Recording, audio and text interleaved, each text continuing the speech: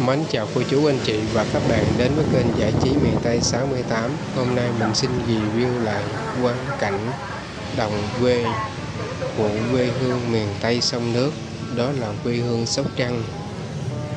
Cùng đó vào với âm điệu của miền Tây Nam Bộ. Mời cô chú anh chị và các bạn xem. Nhớ bấm like, đăng ký kênh, chia sẻ.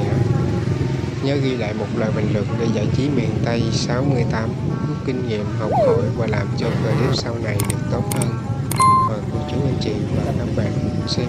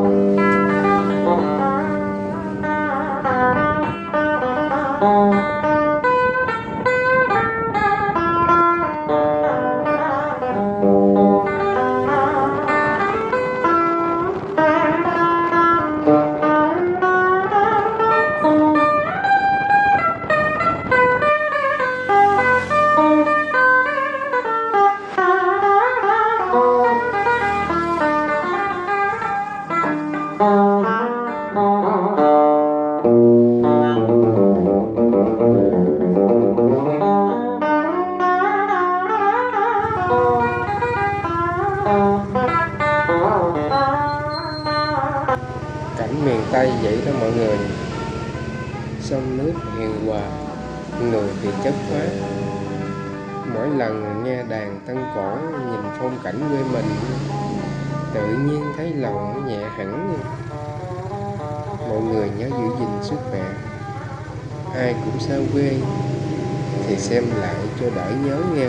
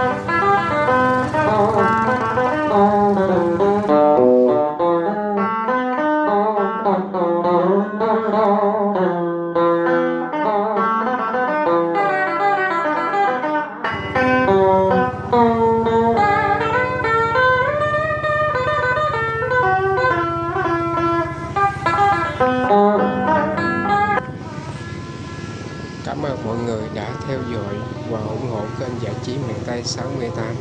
Hẹn gặp lại mọi người trong clip sau. Xin chào và cảm ơn mọi người rất nhiều.